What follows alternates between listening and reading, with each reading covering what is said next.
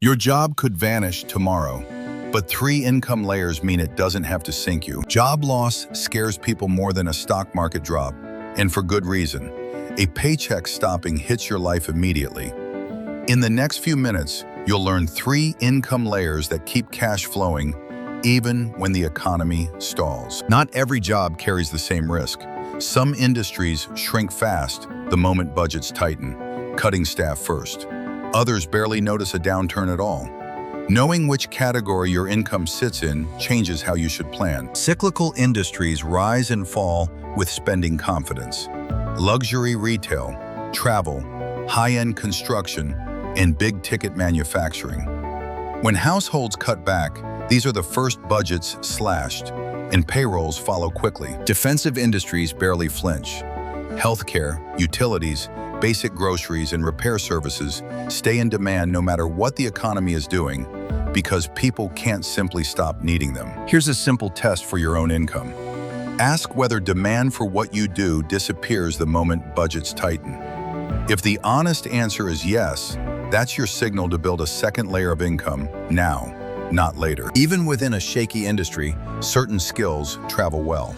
Accounting, basic medical care, essential trades, equipment repair. These stay valuable across a full economic cycle because someone always needs them handled. A steady paycheck is only one layer, and it's rarely enough on its own. The strongest financial position combines earned income with cash flow that keeps arriving, whether or not you're actively working. That second layer is asset-based income, money generated by something you own, not by hours you personally trade. It's the layer that keeps paying you during a layoff. Rental income is a classic example. People still need a place to live during a downturn, and shelter is usually the last expense anyone cuts from their budget. Not all rentals behave the same way, though. Modest, essential housing tends to keep steady occupancy, while high-end or luxury units are often the first ones tenants walk away from when money gets tight. Dividend income works on a similar principle. Companies selling everyday essentials, food, utilities, basic household goods, have a long history of continuing payouts even while headlines turn negative. Interest income from bonds or cash savings adds another steady stream. It doesn't care what the stock market is doing on any given day because the payment is contractual, not sentiment-driven. The real power of asset income is that it doesn't ask you to show up. If your job disappears tomorrow, rent checks and dividend payments don't know the difference. One caution here, heavy debt on these assets can flip that safety net upside down. Keep leverage low because a downturn is exactly when lenders get less patient. So you've got a defensive skill set and asset income working for you. But there's a third layer most people overlook completely, and it might be the most flexible one of all. Stick around and hit subscribe so you don't miss the next breakdown. That third layer is small-scale income you build yourself. The kind of work that stays busy precisely because money is tight, not despite it. It's often the most flexible layer of the 3. Repair and maintenance work booms in downturns. When people can't afford to replace a car, an appliance, or a roof, they pay someone to fix it instead. And that demand rarely slows down. Value-focused retail and resale follow the same pattern. When budgets shrink, buyers shift towards secondhand goods, discount options, and anything that stretches a dollar further than it did before. Essential trades, plumbing, electrical, basic construction repair, don't pause for a downturn either. A broken pipe doesn't wait for the economy to recover, and neither does the person who needs it fixed. Healthcare adjacent and caregiving services hold steady too. Aging, illness, and daily care needs don't shrink when the economy does, which keeps this category remarkably stable through almost any cycle. Here's the catch though. Even a resilient category can fail if the overhead is too high.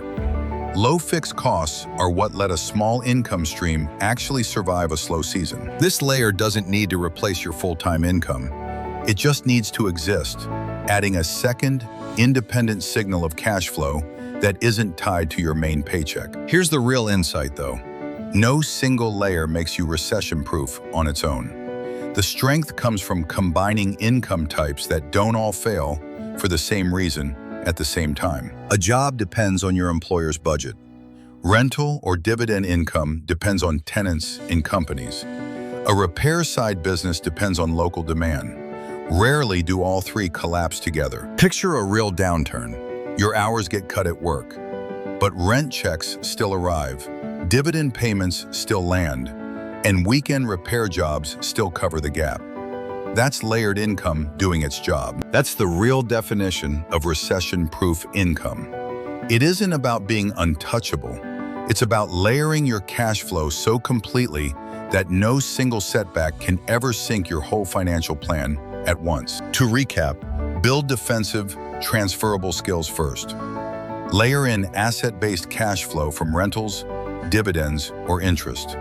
Then add a small, low-overhead income stream that thrives when budgets get tight. Pick just one layer you don't have yet and take one real step toward it this week.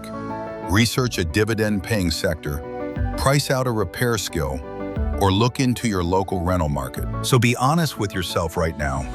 Are you relying on a single paycheck and simply hoping it holds?